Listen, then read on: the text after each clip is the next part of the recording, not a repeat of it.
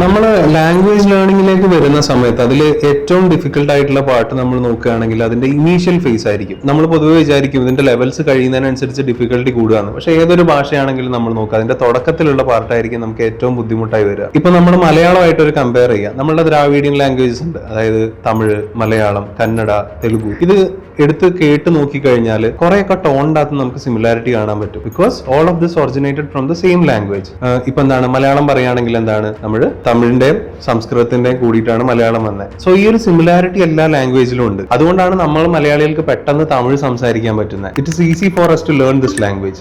ഇതേ ഒരു similarity German ലാംഗ്വേജും ഇംഗ്ലീഷും തമ്മിൽ യഥാർത്ഥത്തിൽ എക്സിസ്റ്റ് ചെയ്യുന്നുണ്ട്. കാര്യം എന്താണ്, ഇതൊക്കെ ഏകദേശം ഒരേ റീജിയനിൽ ഫോം ചെയ്തൊരു ലാംഗ്വേജ് ആണ്. അപ്പൊ നമ്മൾ ജർമ്മൻ ലാംഗ്വേജ് ഇപ്പൊ പഠിച്ചു തുടങ്ങുകയാണെന്നുണ്ടെങ്കിൽ ഇപ്പൊ നമ്മളിപ്പോ ഒരു ജാപ്പനീസോ അറബിക്കോ ഒക്കെ നമ്മൾ പഠിക്കുകയാണ്, എന്താ ഒരു entirely new set of alphabets നമ്മൾ പഠിക്കണം. അറബിക് ആണെങ്കിൽ എന്താ എഴുതുന്ന രീതി വരെ ഡിഫറെന്റ് ആണ്. നമ്മൾ ലെഫ്റ്റ് നിന്ന് റൈറ്റിലേക്കാണ് എഴുതുക. പക്ഷെ ആ ഒരു ബുദ്ധിമുട്ട് ഇതിൽ വരില്ല. കാര്യം എന്താണെന്ന് വെച്ച് കഴിഞ്ഞാൽ ഇംഗ്ലീഷ് ലാംഗ്വേജിന്റെ സെയിം ആൽഫബറ്റ്സ് തന്നെയാണ് നമുക്ക് ഇതിന്റെ അകത്ത് വരുന്നത്. ഓൺലി ഡിഫറൻസ് ഇസ് ദാറ്റ് അതിന്റെ അകത്ത് 4 ആൽഫബറ്റുകൾ അധികം ഉണ്ടാവും. മാത്രമല്ല ഇപ്പൊ സെന്റൻസ് ഫോം ചെയ്യുന്ന സ്ട്രക്ചർ നമ്മൾ നോക്കുകയാണെങ്കിൽ ഇംഗ്ലീഷ് ലാംഗ്വേജിന്റെ സെയിം സ്ട്രക്ചർ തന്നെയാണ് ഇതിന്റെ അകത്ത് വരികയും ചെയ്യുന്നത്. ആകെയുള്ള വ്യത്യാസം എന്താണെന്ന് വെച്ച് കഴിഞ്ഞാൽ ചില വാക്കുകൾ നമ്മൾ പ്രൊനൗൺസ് ചെയ്യുന്നതിൽ ഡിഫറൻസ് ഉണ്ടാവും. ഇപ്പൊ നമ്മൾ വോക്സ് വാഗൺ എന്നാണ് നമ്മൾ പറയുക, പക്ഷെ അത് യഥാർത്ഥത്തിൽ ഫോക്സ് വാഗൺ എന്നാണ് ജർമ്മനിൽ പ്രൊനൗൺസ് ചെയ്യുക. ആ വി എന്നുള്ളത് പ്രൊനൗൺസ് ചെയ്യുന്നത് ഡിഫറെന്റ് ആണ്. ഇങ്ങനെ ചെറിയ മാറ്റങ്ങളേ ഉള്ളൂ. അപ്പൊ നമ്മളിപ്പോ ഒരു ജാപ്പനീസോ അങ്ങനത്തെ ഒരു ലാംഗ്വേജ് ഒക്കെ പഠിക്കുന്ന സമയത്ത് നമ്മൾ നോക്കുകയാണെങ്കിൽ എത്രയോ ഈസിയാണ് ആക്ച്വലി ജർമ്മൻ വരുന്നത്. പിന്നെ ഒരു ലാംഗ്വേജ് ഒരിക്കലും നമ്മൾ പഠിക്കുകയല്ല ചെയ്യുക, യഥാർത്ഥത്തിൽ നമ്മൾ ട്രെയിൻ ചെയ്യാണ് ചെയ്യുക. എപ്പോഴെങ്കിലും ശ്രദ്ധിച്ചിട്ടുണ്ട് നമ്മൾ ഈ ടെക്സ്റ്റ് ബുക്കിലൊക്കെ ഇരുന്ന് ഒരുപാട് ലാംഗ്വേജ് പഠിച്ചിട്ടൊരു കാര്യമില്ല. പക്ഷെ ഇത് അറിയുന്ന ഒരാളോട് നമ്മൾ സംസാരിക്കുകയാണെങ്കിൽ പെട്ടെന്ന് ഗ്രാസ്പ് ചെയ്യാൻ പറ്റും. സോ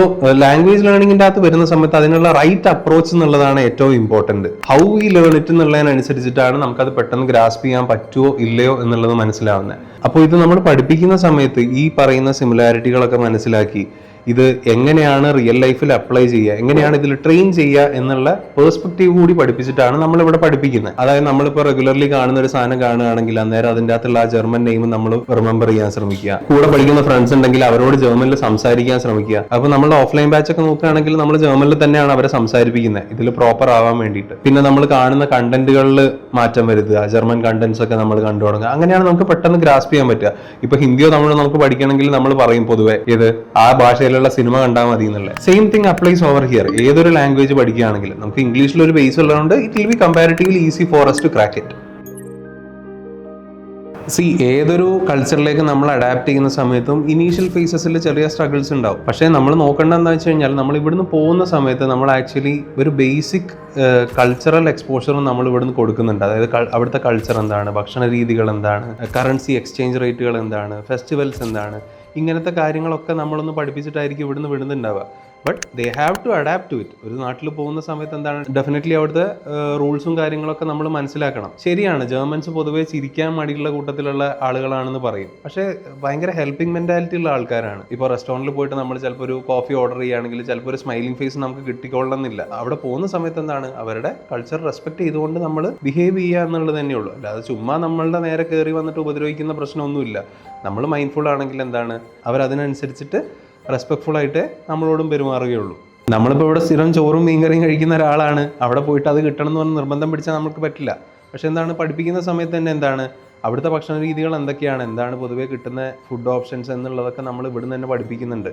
അതിന് ജർമ്മനിൽ എന്താ പറയുക എന്നുള്ളതും നമ്മൾ മനസ്സിലാക്കിയിട്ട് തന്നെ ആയിരിക്കും ഇവിടെ. ഇപ്പോൾ പോർക്ക് കഴിക്കാത്ത ഒരാളാണെങ്കിൽ പോർക്കിന് എന്താണ് ജർമ്മനിൽ പറയുക എന്നുള്ളതൊക്കെ നമ്മൾ മെൻഷൻ ചെയ്തിട്ടുണ്ടാവും ക്ലിയർലി. അപ്പോൾ പോകുന്ന സമയത്ത് ഒന്നും അറിയാതെ ഒരു സ്ഥലത്ത് പെടുന്ന ഒരു അവസ്ഥ അവർക്ക് വരില്ല. നമ്മളൊരു ബേസിക് കൾച്ചറൽ എക്സ്പോഷർ എന്തായിരിക്കും അവിടെ എത്തുമ്പോൾ എക്സ്പെക്ട് ചെയ്യേണ്ടത് എന്നുള്ളത് നമ്മളൊരു ഗൈഡൻസ് കൊടുക്കുന്നുണ്ടാവും. ഒരു ഭാഷ പഠിക്കാൻ ഏജ് ഒരു ക്രൈറ്റീരിയ അല്ല ഒരിക്കലും. നമ്മളിപ്പോൾ ഭാഷ അറിയാത്തൊരു സ്ഥലത്ത് പോയി നമ്മൾ പെട്ടെന്ന് വെച്ചോ, ഇപ്പോൾ നിങ്ങൾക്ക് ഹിന്ദി അറിയില്ല, നിങ്ങൾ നോർത്ത് ഇന്ത്യയിൽ ഒരു സ്ഥലത്ത് പോയി പെട്ട് അവിടെ ആർക്കും ഒരു ഇംഗ്ലീഷോ നിങ്ങൾക്ക് കമ്മ്യൂണിക്കേറ്റ് ചെയ്യാൻ പറ്റുന്ന ഒരു ലാംഗ്വേജോ അവരുടെ കയ്യിലില്ല. പക്ഷെ എന്താണ് automatically if you end up in A situation like that നമ്മൾ ആ ഭാഷ തനിയെ പഠിക്കും നമ്മുടെ ചുറ്റുമുള്ളവർ പറയുന്നതിനനുസരിച്ചിട്ട്. അപ്പോൾ ലാംഗ്വേജ് ലേണിംഗിന്റെ കാര്യത്തിൽ നമ്മൾ പറയുകയാണെങ്കിൽ ഒരുപാട് ഹാർഡായി പഠിക്കുക എന്നുള്ളതല്ല, ഇതിന് കൺസിസ്റ്റൻസിയാണ് കീ ആയിട്ടുള്ള ഫാക്ടർ. ഇപ്പോൾ ഇന്നൊരു ഗ്രാമറിന്റെ ടോപ്പിക് നമ്മൾ ഡിസ്കസ് ചെയ്ത് നാളെ അത് മിസ് ചെയ്ത് കഴിഞ്ഞിട്ട് അടുത്ത ക്ലാസ് പഠിക്കുകയാണെങ്കിൽ definitely you won't understand anything. പക്ഷെ എന്താണ് നമ്മൾ പഠിക്കുകയാണെങ്കിൽ എന്താണ് ചെറിയ ചെറിയ പേസിൽ പഠിച്ചു പോകുന്ന സമയത്ത് എന്താണ് കൺസിസ്റ്റന്റ് ആയിട്ട് പഠിച്ചുകൊണ്ടിരിക്കുക പറഞ്ഞാൽ you will definitely be able to crack it irrespective of your age.